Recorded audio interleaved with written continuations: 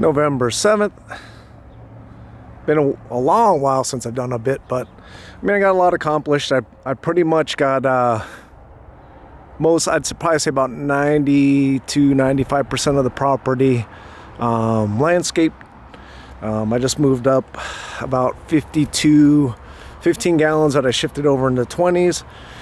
And I did about 207 gallons up here as spacers, but these will probably spend about 2 to 3 full years up here just growing. These are all windmills. See, I went end to end, moved a bunch of rock from the other property that I wasn't using up there, and probably going to move out of there within the next year or two, depending what the APR rates are and what the home prices and everything are. I mean, right now everybody's kind of on a freeze because the loan rate is at like 10%. I mean, unless you're like buying cash or whatnot, which I mean some people are. But I planned it about 32 Wagnerianuses in, and everything from like a small 3-gallon, up to boxed ones and everything in the landscape. Yeah, I almost got the loading dock done. I got to get permitting and such done, but probably won't build the loading dock until I get permitting and stuff done, because sadly I got pushed back from the city, which they're actually making me move this shipping container because I'm 5 blocks within the city limits. And unfortunately for me, there's, at least in the city of Renton, there's no shipping containers as far as an outdwelling that you can have.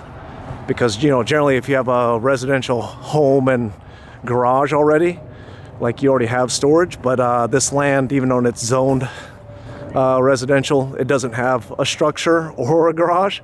So, I mean, that's what I got to go litigate with the city and everything.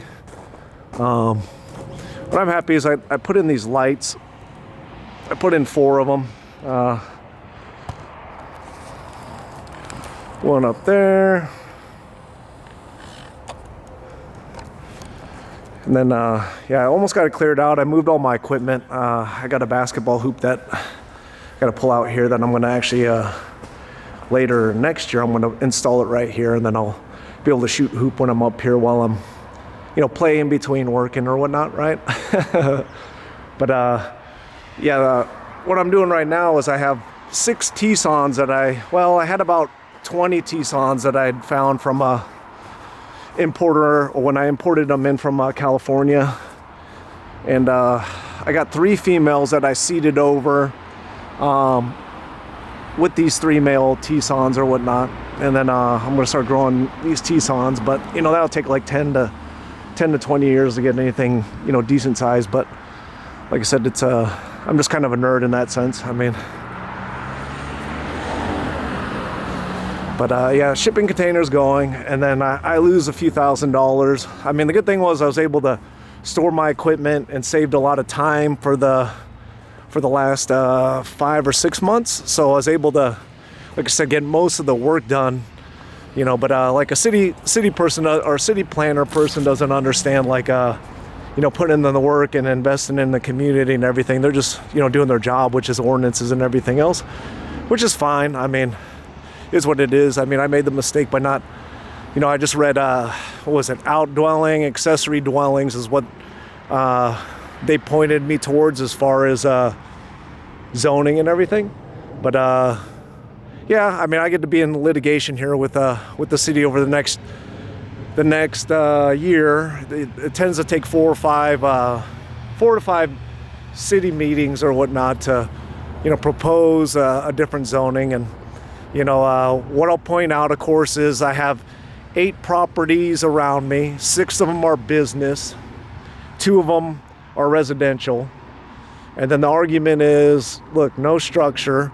You state that zoning-wise, residential zoning is good for investment, and then it's like, okay, well, how is that if you can't build anything or do anything on said property?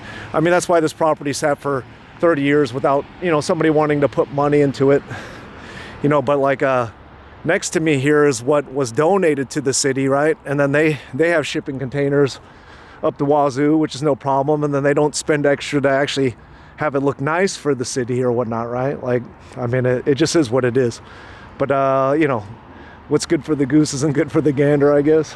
I mean, but I mean, it's not going to deter me. It's just it's kind of a letdown, you know. I mean, it's a letdown in people that don't invest in their city, that don't want to improve things. They just, you know, they have their alternative motives, because like they let a contractor raise up their property and illegally drainage water on my property, right? And then they also, and without permits and everything, I looked it all up when I was going through it. I mean, they have satellite pictures with them, like doing that. I just find it funny that they look the other way when it comes to their things. And then they encroached actually on my property. I did a boundary survey, they didn't. And then I actually had to pay a $500 filing fee by doing my due diligence, but the city didn't do theirs, and I had to somehow pay for that. Like, I don't know. Like I said, it just is what it is. I mean, the thing I'm happy about is that I've built and I invested in my community. This is going to be great in the next 5, 10, 20 years. And then if I do the long push as far as rezoning it, the city is the one that's going to win, or our community. I mean, not the city. The city gets its taxes and everything else, right? But yeah, they win. The community wins because they'll have another grower that actually can use the land. But that's it.